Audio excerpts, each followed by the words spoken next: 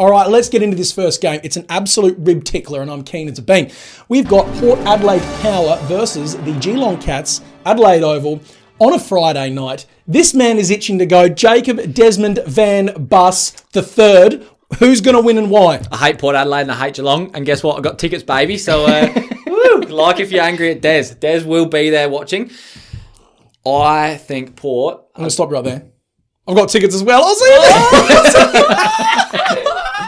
Well, I think it's going to be a Port Adelaide beatdown. I think Port are going to win, and I think they're going to win comfortably. They seem to I went to the final this time last year, the exact same final, exact same situation. Actually, literally the exact same situation. Freaky, and it is a bit freaky. And Port comfortably won. They won. I think it was by like 2 or 3 goals. I think here they've got the chance to really put the pain on Geelong. Geelong, when they go sleeping in games, is exactly what Port like. If you go sleeping and Port Adelaide are there, especially at home, especially with all these Port fans that didn't get tickets, but I'm sure there's many that did. I think they could go real crazy here. Yeah. And I know our boy. I can't even think of his name now. They've got a big out in the forward line. What's his? Georgiades. Georgiades the is Greek out. freak. I think that is huge. The Greek freak. Yeah. But Fantasia coming in. It's not like for like, is what you're saying. It's not like for like, but it's still Fantasia can still kick pies. I'll be honest though, Port's forward line is way too tall anyway. Last week they were rolling Dixon, Laddams, Todd Marshall, and Mitch Georgiades. Too tall. Yeah, they all can't even. That's an average height. That's an average height of 2 meters. It's too tall. Yeah, too tall. If it's any drizzle Friday night, I don't know what the weather's looking like. That forward line would have been too tall anyway. They've saved Ken Hinkley from himself. He would have picked the same 4 forwards, and they would have got trounced. I'm on Port here. They're coming in hot. Winners of their last 6, 2 of those being against finals teams. So they've got a little bit of backing there. But Geelong's coming off that absolute heartbreaker. And wasn't that 3 points in a quarter? Wasn't that one of the greatest moments in football history? It's fantastic, isn't it? When a ruckman kicks a goal to win a game after a siren. Great mark too. No rain, sunny. Okay. Even then, it's 1% chance of rain. Even then, the Cats would love it if Port went in with a tall forward line. They'd absolutely froth it. Henderson and Henderson and Blitzarves and Jack Henry, they would love that. Wait, where's Tui? He's injured, right? Potentially coming back. Wow. He's working hard to get back in, you reckon? But you are right. Like, the taller the forward line means the more tempted that Port mids are to just bomb it into the forward line. And what has Geelong shown us for the last decade? Longer, 20 years that they froth on? Bow. Some of these ones. Big, high bombs into the forward line. They feast. And they feast on. That's what I'm saying. Georgiades being injured, sad. Hate to see injuries to anyone, but it saved Ken Hinkley from himself because I guarantee you they would have picked the same forward line and I guarantee you it would have failed. Has anyone ever called Georgiades the Greek freak before? No, but claiming it. You've stolen it off a fairly famous basketball player. Yeah, but I can't think of anyone.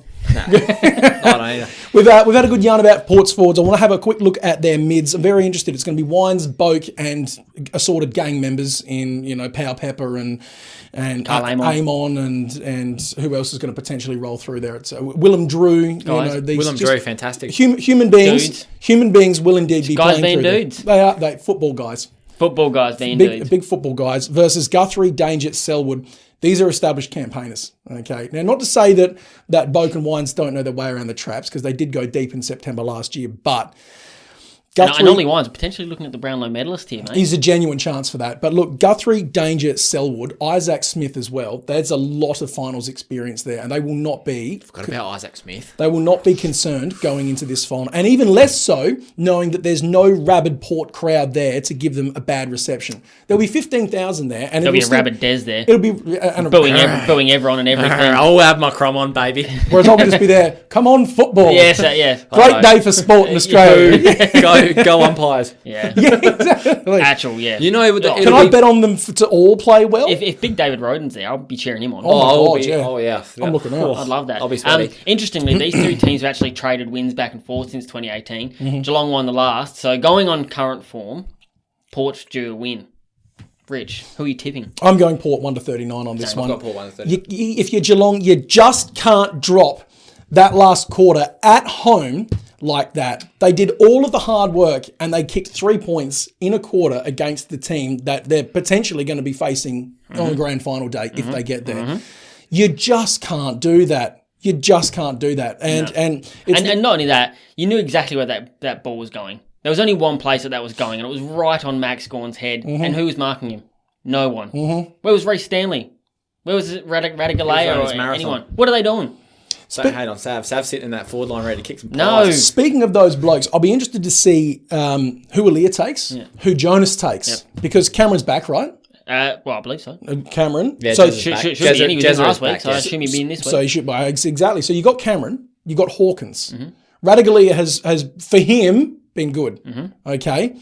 I think for everyone he's been good. That's three big bouncing baby boys that someone has got to take out of commission. And I don't know who you send them to. Watching Hawkins live, and he had Jonas on him like last year, and Hawkins is in great form. Like you can't knock on Hawkins. No. He handled Jonas extremely comfortable. He just kicked poorly. He kicked 1 goal 4 last year in the finals, and I remember that because I had him kick 2 goals.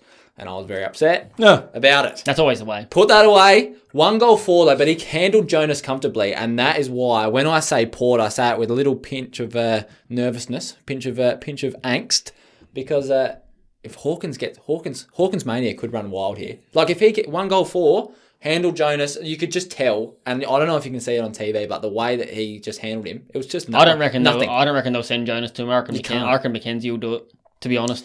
Mackenzie's been much more of the sort of lockdown. Oh, yeah, that's fair. I wonder how big Good luck, an out Stewart is going to be.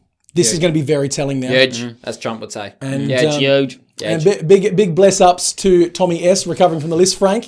Get well soon. See you next year. I hate to say that. Let's talk a couple of little bets. Bets. A couple of Eddies.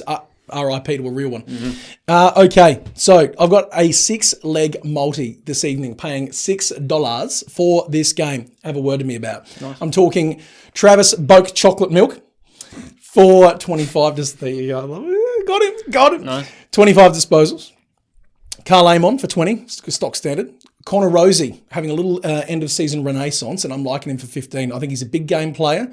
I see him as being the spiritual successor to Robbie Gray, and I reckon he stands up at home in front of the fans for 15.